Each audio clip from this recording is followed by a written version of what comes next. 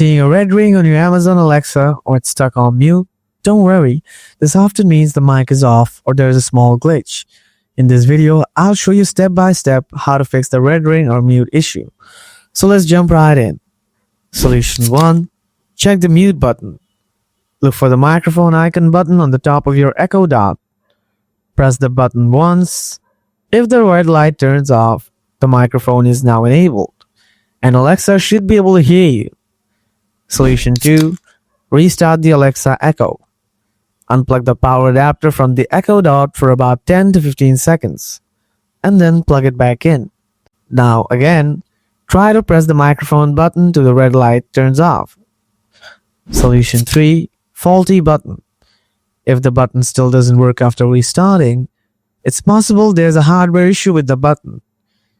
In this case, you might need to contact Amazon customer service for assistance or consider a replacement.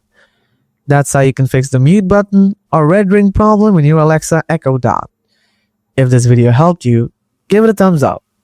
Got any questions? Just drop them in the comments. Thanks for watching, and I'll see you in the next one. Stay tuned.